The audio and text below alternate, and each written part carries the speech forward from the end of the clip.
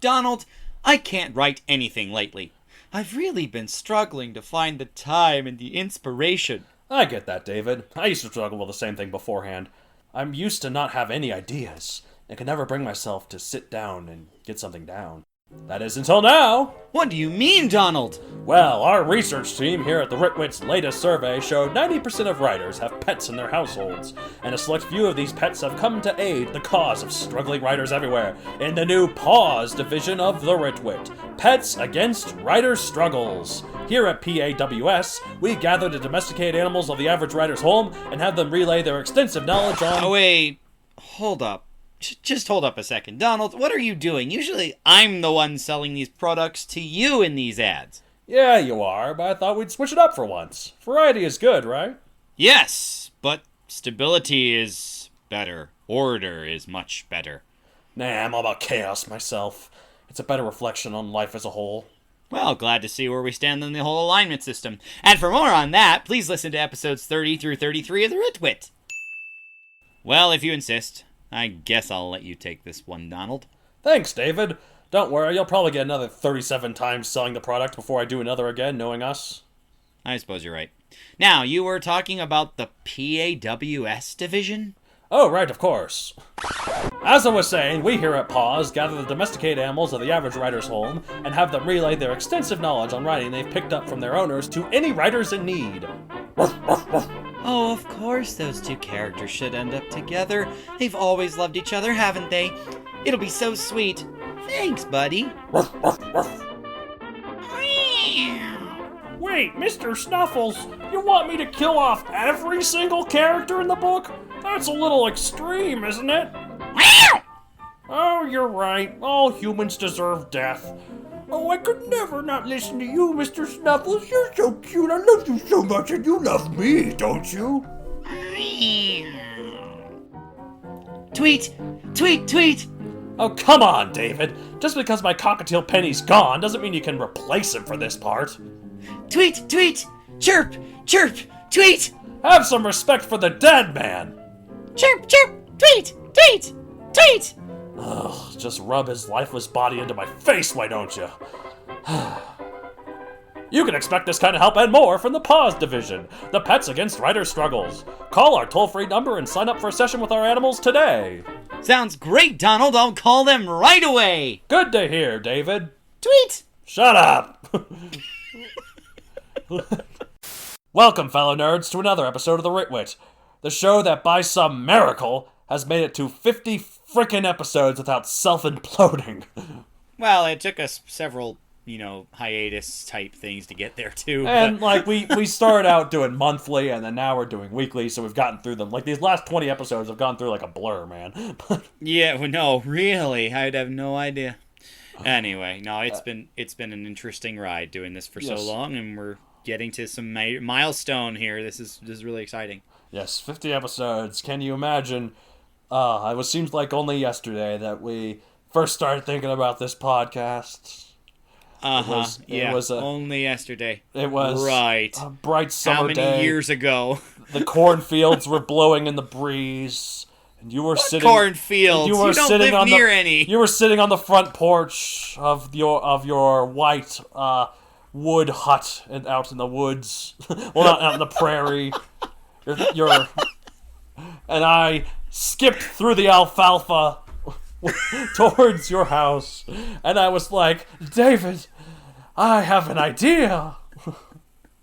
And you're like, God. What is your idea, oh Mary Matt, a friend of mine?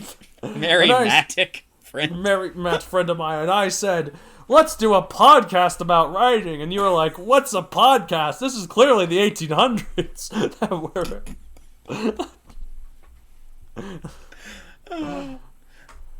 I can still see my mama calling from the porch. Alvin! Yeah, that was where I was going. That's where I was going, yes. For that reference, please watch The Producers. Please do. It's an amazing film. Anyways, yeah. Well, so happy 50 episodes, that was everyone. probably one of my favorite ones of Mel Brooks's catalog because, it's the music thing, too. Well, yeah. Robin Hood Man has a lot of songs in it, too, but... Well, right. It had great songs, but that was, spoofing Robin Hood in general. It wasn't made into a musical. Although Young Frankenstein was actually made into a Broadway musical. Yeah. Really neat. Anyways, happy 50 episodes. Yes. What are we doing to celebrate? Good to be up to 50. We're in the middle of a set about awesome characters and various other things about them. So last time we did badasses, characters who act awesome, which we never mentioned once in the episode. Sorry, I realized that. That's okay. So yes, we did characters who act awesome, and now we do characters who create awesome, also known as manipulators, chess masters, string puppet pullers, masters. Yeah. They're the guys managing things behind the scenes. They don't get dirty unless they have to. Sorry, we'll talk more about them in a sec.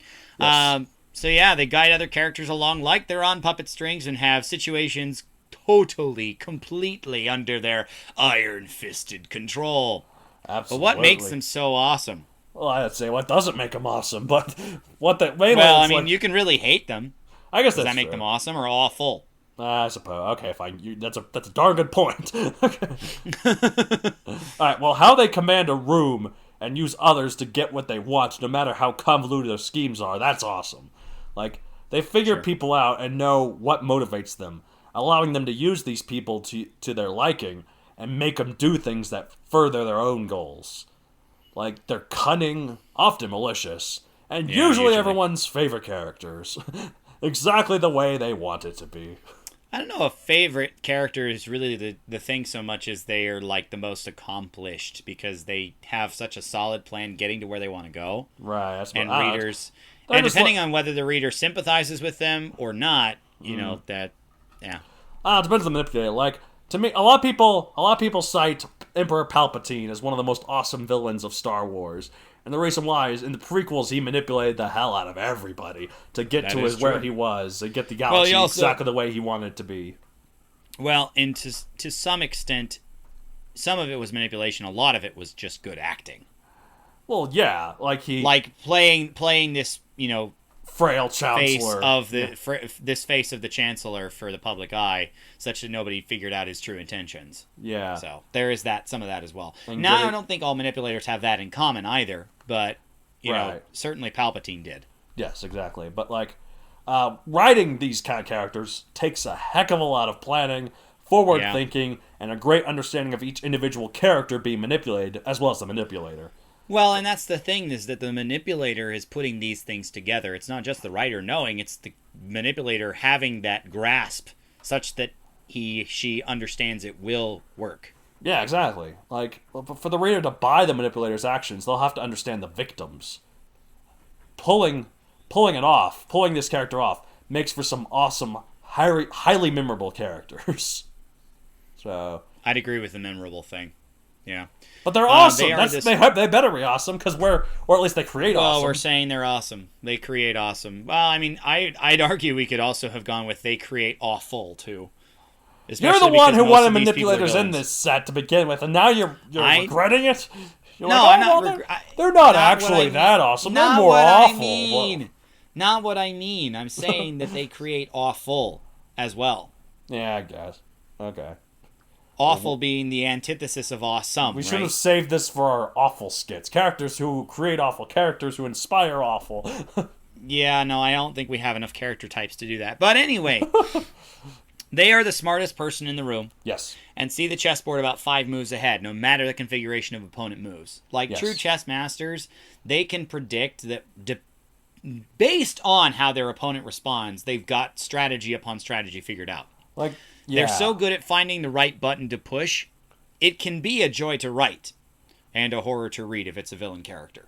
Right. Like, there's nothing that I detest more than seeing a manipulator who is so good at what they do, and no matter what the good guys try, they keep falling right into his clutches. They keep following the plan exactly. I can't stand it as a reader, but, it's a pretty good character. It's a pretty good, how far ahead of the actual happening do you have to be to make a plan like this work and know it will succeed without with however many detours there may be. Yeah, exactly. And re-figure out, if there is a detour, how to take advantage of that situation, which is different than the one you had in mind. Right, exactly. Like, they're stupid smart. Like, there's some... Yeah.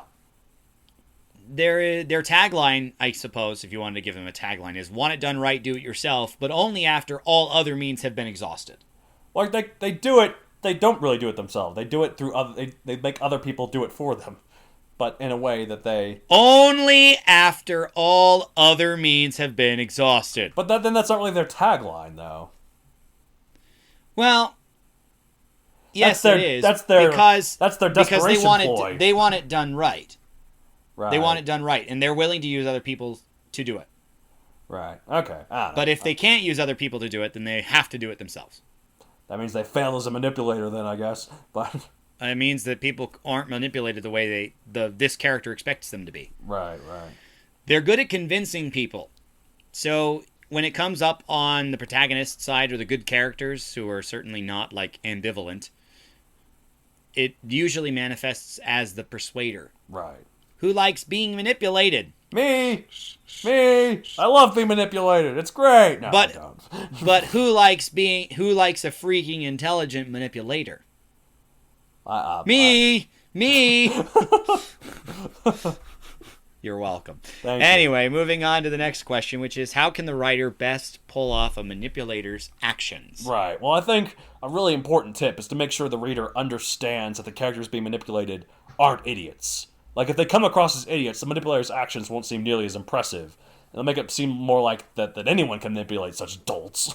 So. To be fair, there's going to be some necessary sacrifice for idiots will be involved in their plan that, it's going to happen. Right. That's not impressive, but, it's proof of concept. They're practical, at least, for a manipulator. So you got to have at least one or two idiots in there. But if they're smart, if these characters are smart, or even suspect that something is up, it makes the manipulators seem much more impressive when they successfully manipulate them. Yeah. Like, okay, so here, more capable if they're doing it on smart people. Yeah. More capable if they're manipulating people with average intelligence or better into doing what they want anyway. One of the best manipulators that I've seen is Barney Stinson from How I Met Your Mother. You'll have to clarify. So, he is a real sleazebag who always comes up with ways to figure out how to screw women and, like, manipulate them into liking him and giving him a one-night stand or whatever. And he has a thing called the playbook, which is like this... I might have mentioned this in the show before. It's like this way he does all these bamboozles and flim-flams and all these other methods to try and get into a woman. You know what I mean. Try to get a woman. Get into her pants? Yeah, I was trying to avoid that, but Fine. To know. No, that's okay. Know it's fine. A woman innately. That's one word. Yeah. Okay, so to screw them. No. Just go all in. Just jump off the rails. Anyways, so soon his friends, so the other characters of the show, they find the playbook. And they start watching him do his manipulations. This happened to me. Well, and they see him do it to other people at the bar, and they're all really ridiculous. Like, one of them is, pretending to be a famous guy, and then he's like, he says, whatever, get it out of the way. And this girl's like, what do you mean? Like, you don't know who I am? I'm Lorenzo von Matterhorn. And then she, shrugs, you don't know who I am? Oh, what a refreshing change of pace. The name's, as I said, Lorenzo von Matterhorn. And then you leave, and then she looks at her phone, and he's already created a fake website for Lorenzo von Matterhorn with all the accomplishments that he's done. And then, he comes back, and he's like, I'm sorry, I don't usually do this, but would you like to go out? She's like, yes, I would love to. You're amazing. But anyway, so... There's all these different schemes throughout it, but then it comes in scuba gear. He's like, good evening, everyone. I'm going to perform a play from the playbook called The Scuba Diver. That is all. And then he leaves. And they look through the book, and they can't find the scuba diver in the playbook. They've been through this book left and right. There's what is this? So they go to a bar. They find the woman that he's got his eyes on, and then then they start talking to that woman and explaining to him about the playbook, and but Explaining to him or her? they explain to her about the playbook. I'm sorry, and they explain to her this thing, but they really want to know what the scuba diver is. So they end up going over with this girl over to Barney, and Barney at first like, "Hello, I'm a scuba diver. I specialize in saving dolphins from," and she doesn't look impressed, and he's like, "Yeah, you know what? Forget it. All these plays, it's because I'm so nervous about being who I really am, and I want to seem more impressive." And then so they start feeling sorry for him, and then he's like, "Oh, I know this is probably silly, but I just really like you. Do you want to go out with me?" And then the friends encourage her to go out with him, and then as they leave, he points to the bottom of the table. There's the page of the scuba diver. The whole plan was to get them to talk to this girl and tell them about the scuba diver.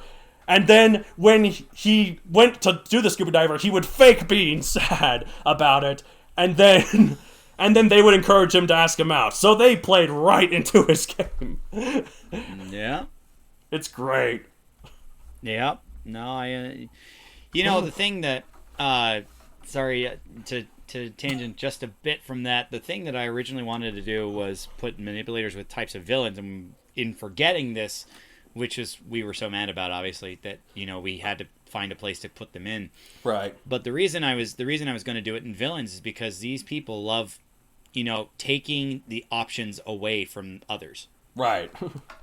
Exactly. So like a manipulator who's truly ahead of their game will remove any other obstacle such that they literally do not have a choice but to play into the hand of the manipulator. Exactly, and that's what Barney did. Another good manipulator, I'm not going to go into as much detail or like any at all, but another manipulator I really like is Makuta from Bionicle. He's really good at playing the whole universe into his hands to get exactly what he wants.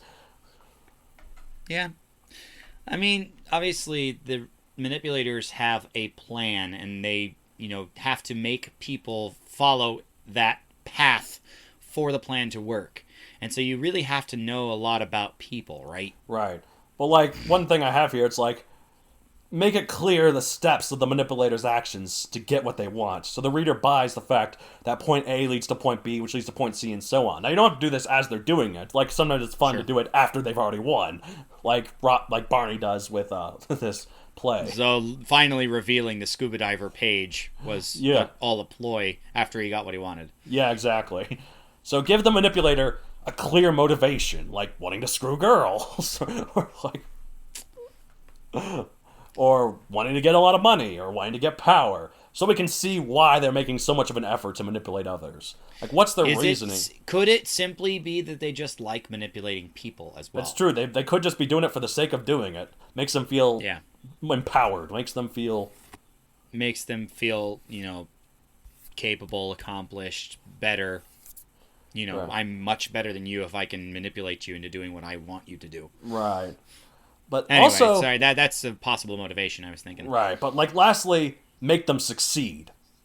Or at least get them really, really close to succeeding. This will show the reader just how cunning and often dangerous these characters are. Mm-hmm. Anyways, that was my... Yeah. Thanks for the How I Met Your Mother spiel, too. That show, looking back on it, is quite problematic, but it's funny at the time. Well, I mean, it's most sitcoms ever. Yeah.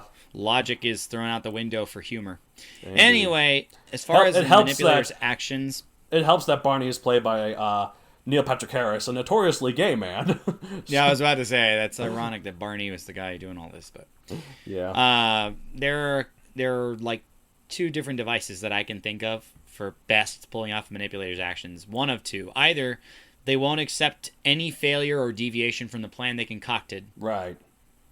Or they have backup plans upon plans such that if something were to get thwarted, that they simply move down the chain and it still leads to the same result. Right, that's what Makuta does a lot. Like, a lot of times in Bionicle, like, he is defeated, but this is all... He's got the contingency plans. He's got the ways to still make those losses lead into his victory.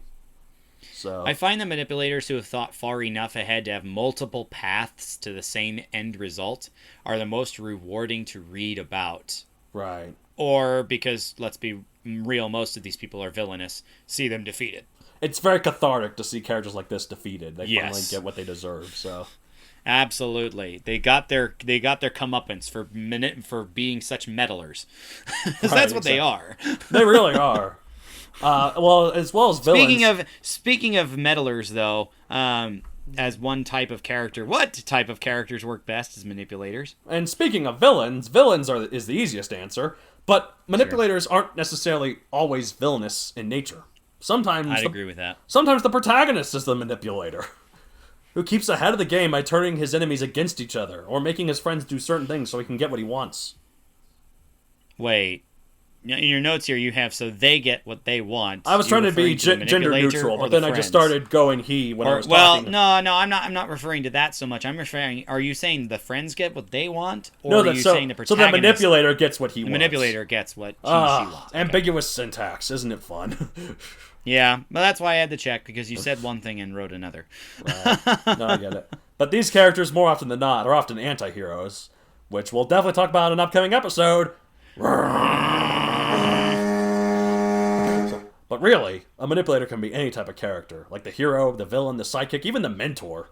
Like, I mean, when you think about the sidekick, they probably aren't fully formed the manipulator just yet, or else they wouldn't be the sidekick, right? Unless they chose to be there. well, it's like, well, again, like Barney from How I Met Your Mother. He's not the main character of the show. Ted is. So he's just one of their friends. So he's kind of a sidekick. Well, if you view it as a vehicle featuring Ted, then maybe, but I wouldn't call him a sidekick per se. Maybe. Because when I think sidekick, I think Robin to Batman, I think Superboy to Superman. I don't think somebody who's on equal billing. Yeah, I think somebody who is distinctly lesser. Right. So, I mean, it would have to be someone that's not so much like a guy that's like that's following the hero all the time. It's like a guy who has their own sort of path, but often sticks to the hero or something. Fair enough. Something that comes up when I think about manipulators is that, you have to control droves of people that have all different personalities, their own tics, and various means of effective motivation. Right. So, honestly, I think any good commander worth his or her salt would be a good manipulator. Right.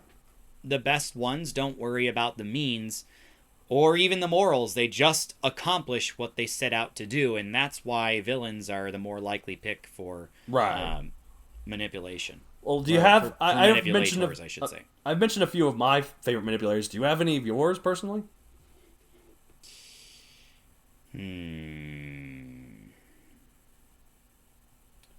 I think an interesting example of a manipulator would be Harold Hill. Oh yeah, again, Music Man. Was this episode or last episode we mentioned? I think it was last episode. I think it was last episode. Okay. But I mean, here he is spinning tales, and it starts with just this little thing. Like, if you actually are... Okay, so how familiar are you with the plot of Music Man? Oh, I used to watch the movie all the time as a kid, the old movie.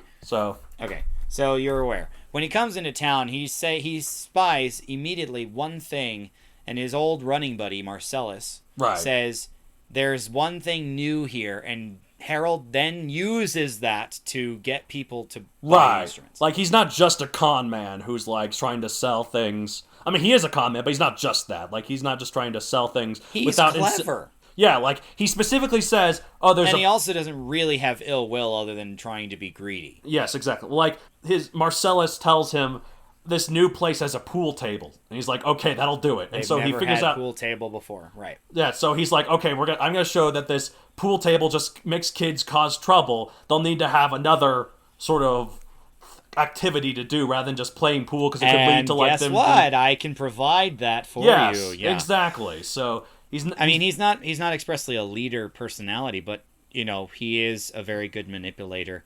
I would also say that not any one character in particular, but a drill sergeant. Right. They're known for yelling at people And I think that the best drill sergeants realize that not everybody responds the same way to yelling. Right.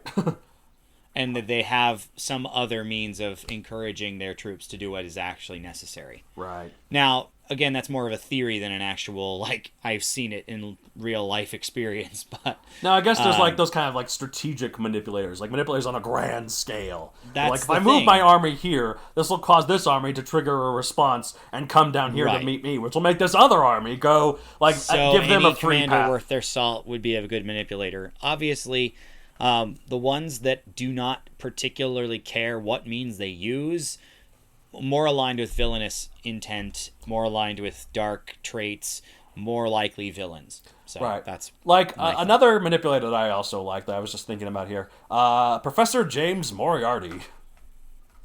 Ah, yes. He's really good at his manipulating shtick. Like he's like I mainly know I haven't read a lot of the Sherlock Holmes stuff, but I have watched the Robert Downey Jr. movies, and in the one where he's in A Game of Shadows, he is manipulating the hell out of all of Europe. Like Yep. he's like, okay, I'm going to make this person like these tensions between France and Germany. I'm going to escalate them through some assassinations and and some other things that make it seem like that they're fighting each other. Okay, I'm also going to buy this weapons manufacturer company, and I'm going to Supply both sides. supply both sides. And then when there's a peace summit, I'm going to have a guy in my side who looks like one of the ambassadors shoot another guy, triggering a world war. And when this happens, I will get rich because they will be buying my weapons. Well, here's proof of concept again that Moriarty is expressly described as like a chess master, and so you see the scene where he and Sherlock are actually facing off on the chessboard. Yeah, exactly. In addition to, the grand scheme going on. That scene is so awesome. Like, and It also is. because like not only are they playing chess, at the end they get up and then they start talking to each other their plans, but then they verbally play chess. They're like king to rook 2, bishop to bishop 8. They're not even looking at a damn board anymore. They're just Yeah. They're I that would smart. never be that good at chess. like also if you pay notice while they're doing this, there's a ballroom going on. So that's not ballroom. It's like a ambassador sort of peace summit meeting where this whole thing is going to happen. And if you look at the tiles where Watson and the girl, I forget her name, who they were, They're moving they're moving. They're like they're basically according to and also Moriarty's men are. If you look at the floor, it's a chessboard. Like it's basically a movie. it's literally a chessboard. It's 8 by 8 black and white tiles. That's some attention to detail. That's really cool. Yeah. Which is fitting for Sherlock. I mean, obviously Moriarty is one of the smartest guys in the room, and he knows it. Like so he's planning Sherlock to use Holmes' intellectual equal, but moral like opposite. Yeah. So I just So, thought yeah. I just thought we'd have some, since we're only 25 minutes in. I just wanted to see if we just to extend a little further. We talk about some manipulators. Yeah. Is there anything else really to say though? I mean, Well, I mean, as far as like good examples, most of the ones that I'm like really thinking of aren't coming to mind right now. so the ones you're thinking of, you aren't thinking of. No, I'm saying the ones I'm trying to think of are just escaping my reach. Yeah, that makes sense. So I'm trying to think.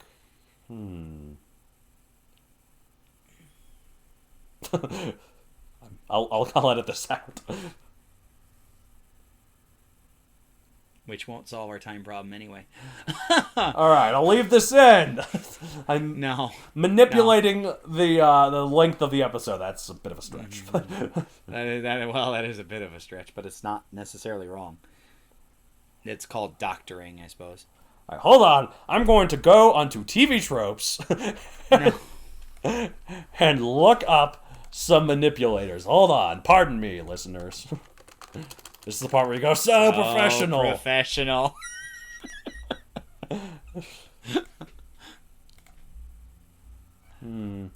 Alright.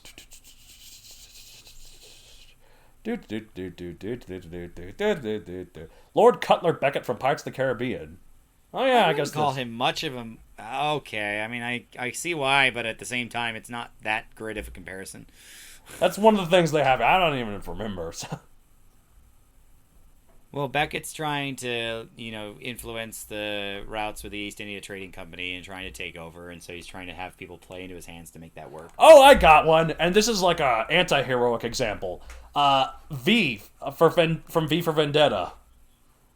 He manipulates the heck out of like the. Have you ever seen the movie or read the comic at all? Neither. Okay, so basically he is this guy who's like an anarchist in this dystopian totalitarian government that has taken over England. And like they're basically Nazis. They're executing people that don't like the empire. Like they're executing like pretty much anyone who's not white and straight. And like but V, he's got a mask on, as well as not just because to be a symbol, but also because he's also severely burnt by escaping something that happened earlier from the thing. And he is like, I'm going to take down this government. He sneaks into the news broadcast room and delivers a message to all the TVs to be like like he hijacks it and then says like, yeah, the people should not be afraid of the government. The government should be afraid of the people. And throughout the rest of it, he manipulates the various members of parliament, because that's where they've taken over, to killing each other until there's one guy left. And he ends up killing them, but sacrificing his life in the process. And then all the people inspired by him band up. What's that noise? Oh, it's someone's doing fireworks next door because they haven't gotten the message the 4th of July is over. I thought you were talking about the one that you can kind of hear from my end, but it's faint enough that. And speaking of fireworks, they blow up Parliament. Oh yeah. And as well as explosions, they do it to the music, the 1812 overture. Oh yeah, right. And, so as soon as those big cymbal hits go,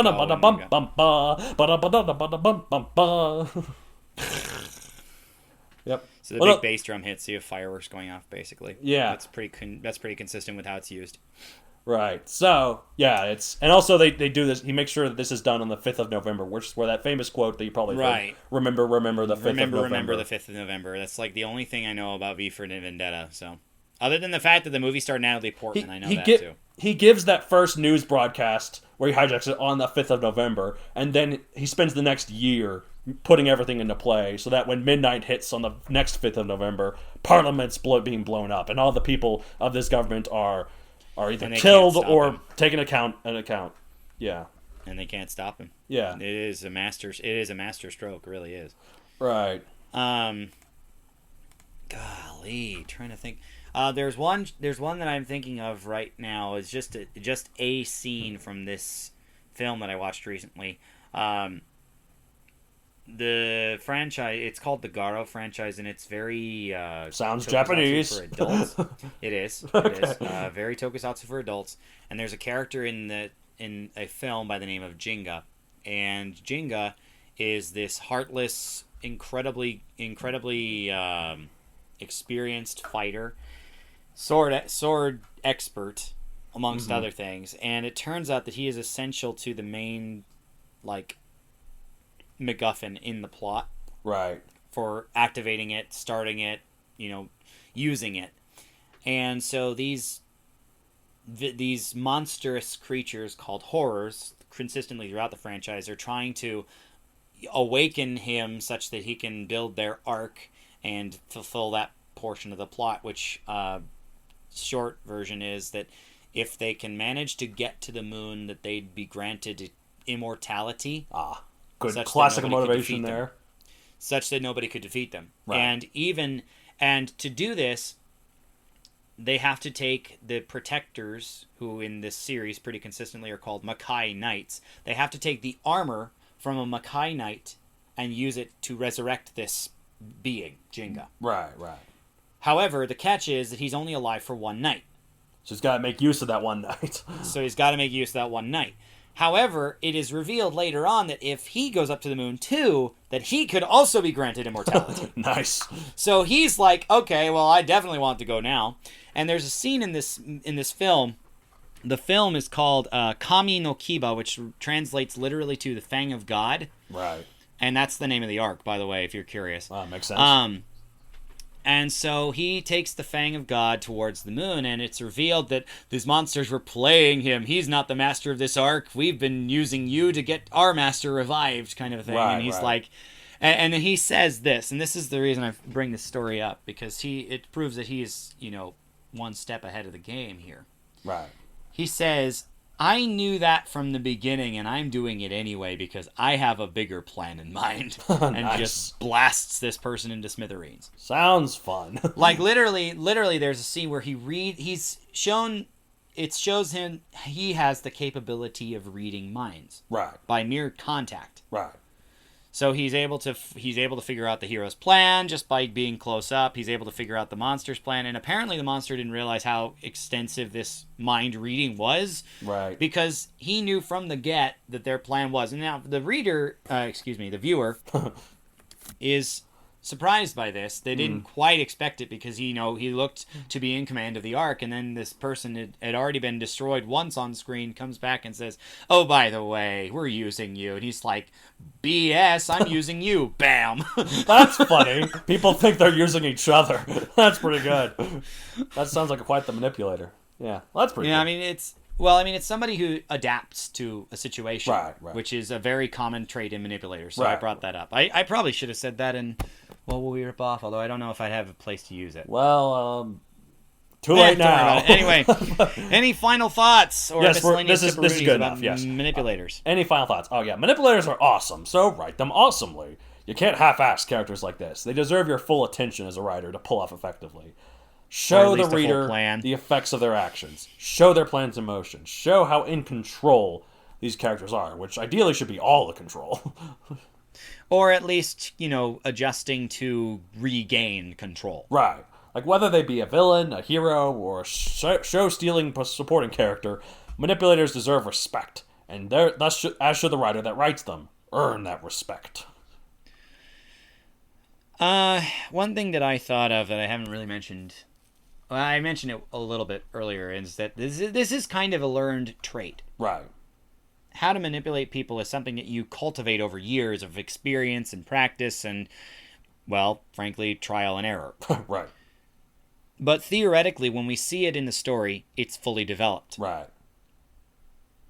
That means knowing their logic, graphing out their plan, any contingencies, predicting how the move the character makes will alter, or maybe not, the outcome, how the manipulator reacts and possibly adjusts the plan if necessary, etc., etc. Right. Lots of prep work goes into writing these guys well, not to be taken lightly, but the result is a memorable character. Yay for shadowed string pullers. Yay! Snaps for everyone, or them specifically. Yeah, basically. Alright. Well, is that it for this week? Anyways, I think we can safely say that's it for this week. So if you have any questions or concerns, Yes. maybe suggestions for future episodes, we really love those. Please contact us. That's Matt D with 2 T's there at MatthewDonaldCreator.com. Any general questions or maybe specific ones to either co-host, but please tell us which one you mean because we have Matt D in common. We certainly do, don't we? Also, if you're really worried about spelling Matthew Donald the Creator, just look in the description. It's there. We promise. It's not that hard, listeners. Come on. Nah, it's fine. It shouldn't be. But anyway, if you want to follow Donald personally, he's got stuff to do that as well. I certainly do. Follow me at Matthew Donald Creator. I just realized I have follow me at on these notes. That's why there's a blue thing there. Moving on. Follow me at Matthew Donald Creator on Facebook, at Matthew Donald 64 on Twitter, and Matthew Donald 64 on Instagram. Why 64? Because that's how many cats my family has in our basement. I tell you go down there and the smell hits you like a freight train on warp speed. I always said your house was a menagerie. It is. It's ridiculous. 64 cats alone. It's ridiculous. Say nothing about the birds and dogs and squirrels. Yeah, that's how Penny died. Actually, no, that's not how he died. It's ridiculous. And before you ask, none of them are part of the Paws division. They have no interest in helping anyone. Well, I mean, yeah, they have to be willing to help. Oh, and in honor of that, chirp, chirp, tweet, tweet. Shut the hell up. That's fine. Okay, it's fine. He was a good bird. I miss him. I understand, and I can certainly understand why you miss him, because he was like a treasured part of your soul. He was. Because you doted on him so much. Anyways, that is it for us on Manipulators. We'll be back Enough next week manipulating with some your more. emotions there, listeners. Yeah, hopefully you had enough tissues. If you don't, we're sorry, but Yes, not and that sorry. I'm going to honor your father as well. So just because I. Well, thank you for returning the favor. Anyways, until next week, where we talk about a different kind of awesome character. We hope to see you then. But Yep. keep on writing. Keep writing. Again, please, with questions, prompts, anything, please let us know. We'd love to hear from you. Also, let us know if it's okay to read those on the air. We'd be happy to do that. Absolutely. If you give us the okay. I'm Matt Donald. And I'm Matt David. All right. We'll see you next time on the Ritwit. The Ritwit.